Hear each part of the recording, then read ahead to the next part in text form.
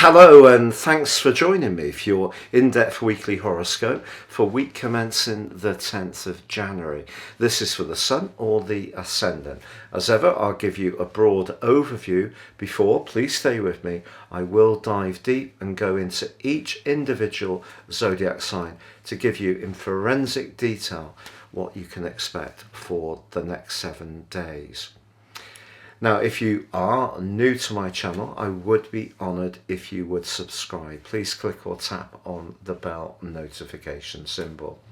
Now, this week begins with an event which actually happened late last week, still very much to the fore, and that's a quarter moon between the Sun and the Moon. The Moon on Sunday was in the sign of Aries, the Sun in the sign of Capricorn. Aries is the first house, the first zodiac sign. It's very much to do with action and energy and impulse. And the moon in this location can be quite restless, whereas the Sun in the sign of Capricorn is much more about how the established order works. So if we want to try something a bit more individual this week, we have to be mindful of how it will be received. Now, also this week, from Monday through to Wednesday, the Sun is forging a beautiful link with Neptune. If you are someone who has a strong compassion for those who are less fortunate, this is really going to emphasize that part of your nature. This could see you making a donation to a good cause, or perhaps doing something just in a practical way.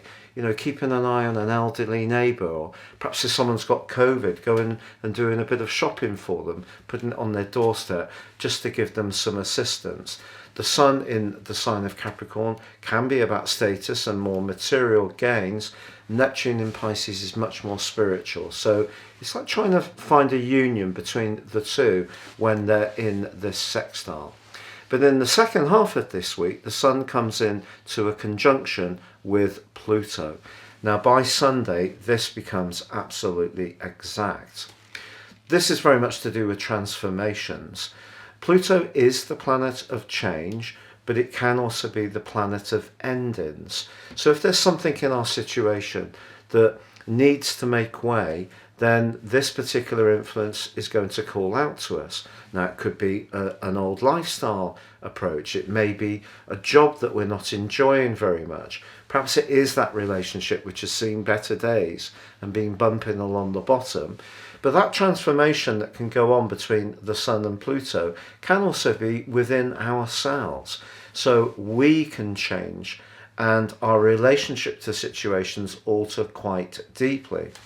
Now, of course, on Friday, Mercury finally goes into its retrograde. It's actually been in its pre-shadow period since the last 3 days of last year. So if something has been meandering along and not quite gaining the traction that you've been hoping for, this could explain it. But also this week, Mars is in an aggravating angle with Neptune. So Mars is very much about passion, action, desire. Neptune can dissolve, so sometimes our motives can be a bit unclear when these two are not communicating clearly. So with Mercury also in a retrograde in the sector of friendships and group associations and how we connect to others, I think it's going to be important if something or somebody seems a little bit different or not quite clear in where they're coming from, not to jump to a conclusion, because the potential for confusion is definitely there later in this week. But if we can stay clear-minded and clear in our actions, some kind of change can happen in our situations which actually can be very positive, even if it doesn't feel like it at the time, which often can be the case with Pluto.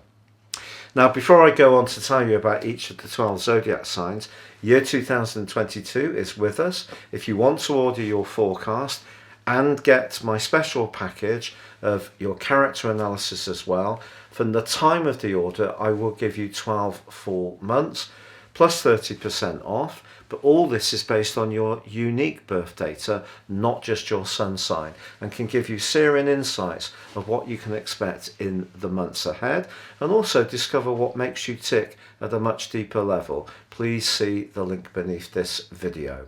Hello Leo, and welcome to your in-depth forecast for week commencing the 10th of January. I've often found that Leo people can be some of the most generous and kindly of the Zodiac members.